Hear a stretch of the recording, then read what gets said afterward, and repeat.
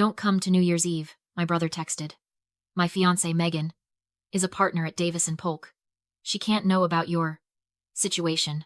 He was uninviting me because he thought I was a failure.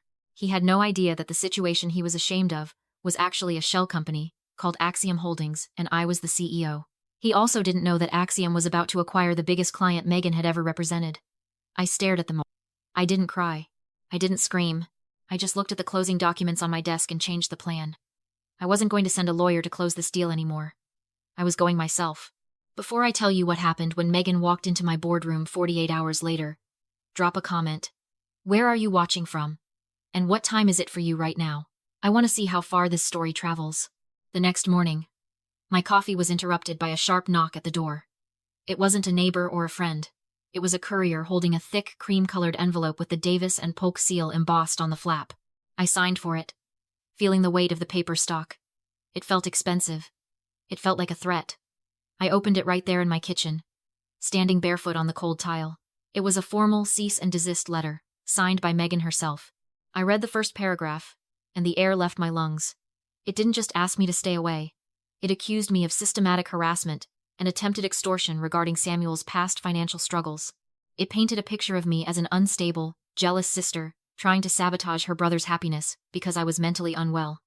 The letter demanded I cease all contact with Samuel immediately or face legal action. I pulled out my phone to call Samuel, to ask him how he could let her write this filth, but the call went straight to voicemail. He had blocked me. He was hiding behind his fiancée's billable hours. My name is Rihanna. I am 29 years old. I built a venture capital fund called Axiom Dynamics from nothing into a market force that swallows companies like Megan's clients for breakfast. But reading that letter, I didn't feel like a CEO. I felt like the small, powerless girl they had always needed me to be.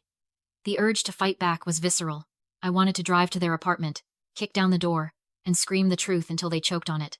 I wanted to show them my bank accounts, my portfolio, my power. I wanted to make noise, but I didn't. I walked to the window and forced my breathing to slow down. In my line of work, I learned a long time ago that noise is for amateurs. Silence is for closers. This is what I call the silence trap. In any high-stakes negotiation, the person who speaks first loses leverage. If I reacted now, if I called them screaming, or hired a lawyer to send a rebuttal, I would be playing their game. I would be validating their narrative that I was emotional and unstable. I would be giving them a warning that I was a threat. But if I stayed silent, if I let that letter sit unanswered, Megan would interpret my silence as submission. She would think she had scared me off. She would think I was weak, broke, and terrified of her big, bad law firm. And when a person like Megan feels safe, they get sloppy. They get arrogant. They start putting things in writing that they shouldn't. This letter wasn't a defeat. It was a receipt. It was tangible, notarized proof that the lead counsel for the sellers held a personal, malicious bias against the principal of the buying firm. She had just handed me the weapon I would use to execute her career. I walked over to my filing cabinet and placed the letter inside a folder marked Acquisition Closing. I didn't call a lawyer. I didn't send a text. I simply let the silence settle over the apartment, heavy and cold. They wanted me to disappear? Fine. I would be a ghost. And on January 2nd, I would be the ghost that haunted them in the one place they couldn't escape, the boardroom. The word extortion burned on the cream-colored page. It would have been laughable if it wasn't so tragic. Megan thought I was trying to squeeze money out of her successful fiancé. She didn't know that the only reason Samuel wasn't wearing an orange jumpsuit right now was because I had drained my entire life savings to keep him out of one. I closed my eyes and the memory hit me like a physical blow. It was 3 years ago. 2 a.m. My phone rang, cutting through the silence of my tiny studio apartment. It was Samuel. He wasn't the polished, arrogant man who blocked my number yesterday. He was sobbing. He was hyperventilating. He was calling from a holding cell at the county precinct. He had gotten involved with an illegal sports betting ring, and he was in deep $125,000 deep, and the people he owed weren't sending letters. They were sending threats. He was facing felony charges for embezzlement because he tried to move money from his previous employer to cover his tracks. I didn't hesitate. I didn't lecture him. I walked into my bank the next morning and liquidated everything. My retirement fund, my emergency savings, the seed money I had been scraping together for my first startup. I wired $125,000 to a lawyer and a settlement fund to make the charges go away. For the next 2 years, I worked 2 jobs, coding during the day and bartending at night just to pay my rent. I ate instant noodles. I walked to work because I couldn't afford the subway.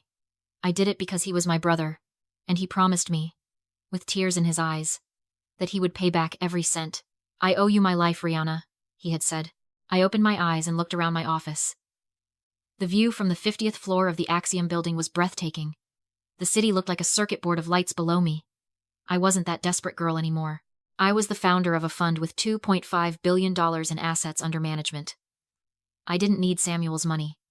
I could buy and sell his entire existence before lunch. But that wasn't the point. The point was that he had never paid me back. Not a dime. And when he met Megan, the pedigree lawyer with the shiny reputation, he realized that having a sister who knew about his gambling addiction and his massive debt was a liability. He couldn't play the part of the successful, self-made partner if I was there to remind him of the truth. So he decided to rewrite history. He wasn't just ghosting me. He was erasing the debt by erasing the creditor.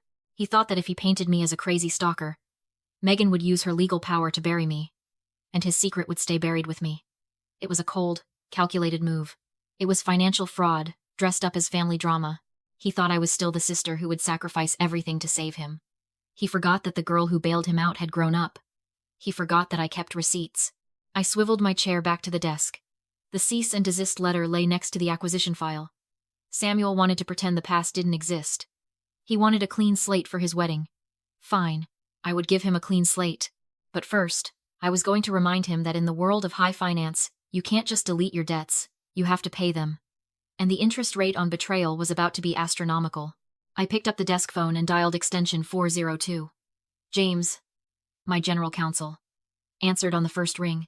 He knew we were in the middle of a delicate acquisition, but he didn't know the opposing counsel was the woman currently trying to sue me for existing. James, I said, my voice flat and businesslike. I need a rider added to the closing documents for the TechFlow acquisition. Specifically, to the representations and warranties section for legal counsel. James paused. We're 48 hours from closing, Rihanna. The papers are already drafted. Unless it's critical, I wouldn't recommend opening the file again. It is critical, I said. Add a clause stating that lead counsel warrants, under penalty of perjury and immediate termination of the deal, that no immediate family member has outstanding insolvency debts exceeding $100,000 to the buyer or the buyer's principal beneficiary. There was a silence on the line as James processed the request. It was an unusual clause, specific, aggressive, and highly irregular for a standard tech buyout. That's very specific, he said slowly. Is there an exposure risk I should know about? Just covering our bases, I said. Send it over. Tell them it's a non-negotiable compliance requirement for our offshore investors. They want it signed by close of business today. I hung up and swiveled my chair to face the window. This was the conflict trap. In the corporate world, you don't win by shouting. You win by letting your opponent hang themselves with their own arrogance. Megan was a shark, but she was a shark who was hungry for a commission. This deal was going to make her career. It was a $2.5 billion transaction. The legal fees alone were astronomical. She was closing the biggest deal of her life right before her wedding. She was high on success and adrenaline, and that made her blind. I knew exactly what would happen when that document hit her inbox. She would scan it. She would see the phrase, buyer's principal beneficiary. She would assume, like everyone else, that the beneficiary behind Axiom Holdings was some nameless, faceless billionaire in Zurich or Silicon Valley. She wouldn't bother to dig. She wouldn't pause to run a background check on the shell company's ownership structure because that would take time, and she wanted this deal closed before the New Year's champagne was popped. She would look at the clause, think about Samuel, her perfect, successful fiancé, and laugh. In her mind, Samuel didn't have debts. He was a partner's future husband. He was safe. She was safe. She would see the requirement as a bureaucratic annoyance. A hoop to jump through to get her payout. 2 hours later, my computer chimed. A notification popped up from our secure document server. Document signed. Counsel warranties and representations. I opened the file. There it was. Her digital signature, time-stamped at 4:15 p.m. By signing that document, Megan hadn't just closed a deal. She had committed professional suicide. She had legally certified that she had no conflicts, no debts, and no leverageable liabilities with the owner of Axiom Holdings. She had just lied on a federal transaction document because she was too arrogant to check who she was actually doing business with. She thought she was signing a receipt for a paycheck. I looked at the screen, at the loops of her signature, and felt a cold, quiet satisfaction. She had just signed her own execution order. Now, all I had to do was deliver it. January 2nd broke over New York City with a sky the color of bruised iron. A blizzard was rolling in from the north, coating the windows of the 50th floor in sheets of ice. My boardroom, affectionately nicknamed the glass cage by my staff, felt like the inside of a freezer. It was soundproof, transparent, and terrifyingly sterile. I sat at the head of the 40-foot marble table, my high-backed leather chair turned toward the window, watching the snow swirl into the void. At 10 a.m. sharp, the double doors opened. My assistant David ushered them in. "Gentlemen, Miss Whitmore, welcome to Axiom Dynamics." I didn't turn around yet.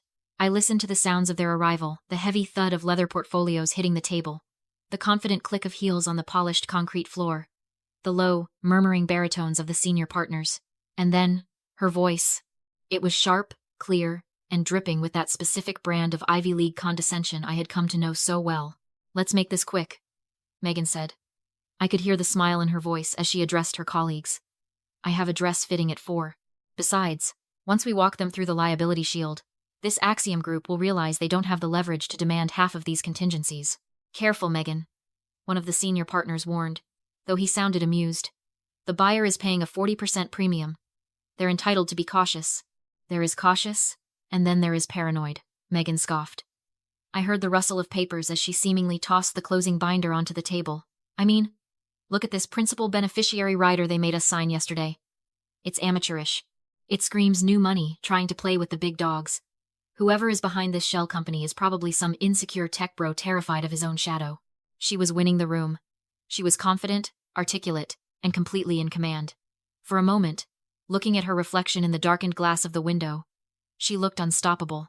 She was the star associate, the future partner, the woman who had successfully erased my brother's past and bullied his sister into silence. She thought she was holding a royal flush. "Well," the senior partner said, "let's introduce ourselves to the Wizard of Oz, shall we?" "Miss?" He looked toward my chair. I placed my hand on the armrest. "Chin," I said. "Rihanna Chin." I swiveled the chair around slowly. The silence that followed wasn't just quiet. It was a vacuum. It sucked the oxygen out of the room. Megan was standing near the whiteboard, a marker in her hand, mid-gesture. When her eyes locked onto mine, the marker didn't fall. Her hand just froze, knuckles turning white as her grip tightened into a spasm. I watched the recognition hit her in waves. First, confusion. Why was Samuel's loser sister sitting in the CEO's chair? Then, denial. Maybe I was an assistant, a stand-in. And finally, the crushing, visceral horror as the pieces of the puzzle slammed together. Axiom. The shell company. The principal beneficiary clause. The debt. She looked at the document she had signed yesterday, the one warranting she had no debts to me. She looked at her senior partners, who were waiting for her to speak. She looked back at me. Her face drained of color so fast it looked like the blood had simply evaporated. "Hello, Megan," I said, my voice soft, echoing slightly in the glass room. "Please, sit down. I believe you were just explaining to your partners why my due diligence was amateurish." She tried to speak, but only a strangled, wet sound came out of her throat. The arrogance evaporated, replaced by the primal fear of prey realizing it has walked willingly into the slaughterhouse. She didn't see a sister-in-law anymore. She saw the executioner. I don't know who this person is," Megan stammered, her voice pitching up an octave. She looked desperately at the senior partner, Lawrence. "She's clearly confused. This must be some kind of corporate espionage tactic. I've never met her." I didn't interrupt. I let her lie. I let her dig the hole deep enough to bury her entire career. I simply reached into my leather portfolio and pulled out 2 documents. I slid them across the cold marble table. They spun perfectly, stopping right in front of Lawrence. "Exhibit A," I said calmly. "The cease and desist letter you had a courier deliver to my home yesterday morning. In it, you identify me by name as Samuel's sister, and you threaten legal action if I attempt to collect on his past debts. It is signed by you, on Davis and Polk letterhead." Lawrence picked up the letter. His expression darkened. Megan went silent. "Exhibit B," I continued. "The warranty of no conflict you signed digitally yesterday afternoon. In it, you certify under penalty of perjury that your immediate family has no outstanding insolvency debts exceeding $100,000 to the principal beneficiary of Axiom Holdings." I leaned forward, clasping my hands on the table. "I am the principal beneficiary, Megan, and your fiancé owes me $125,000. "That's a lie!" Megan shrieked. The veneer of the professional lawyer cracked, revealing the panicked animal underneath. "There is no debt. You're making this up." I pulled out my phone and placed it on the table. I pressed play on the voicemail Samuel had left me 3 years ago. the one I had saved on 3 different hard drives. His voice, thick with tears and desperation, filled the silent boardroom. Rihanna, please, you have to help me. I owe them $125,000. I'm going to jail. I swear I'll pay you back. I owe you my life. I stopped the recording. Your lead counsel, I said to Lawrence, just committed professional negligence and fraud to hide a personal liability. She put your entire firm's reputation at risk to secure a commission. Lawrence didn't look at me. He looked at Megan. His face was a mask of cold fury. Get out, he said quietly. Lawrence, wait, she's twisting. You are fired, Megan, he barked, his voice echoing off the glass walls. Leave this building immediately, before I have you disbarred myself. Security. 2 uniformed guards stepped into the room. It was over. The trap had worked perfectly. But I had forgotten one thing about people like Megan. When you strip away their power, you don't find humility, you find rage. As the guards moved toward her, Megan snapped. She didn't walk away. She lunged across the table, her eyes wild. You ruined everything, she screamed. She grabbed for my phone, trying to destroy the evidence. Give me that. I stood up and blocked her hand.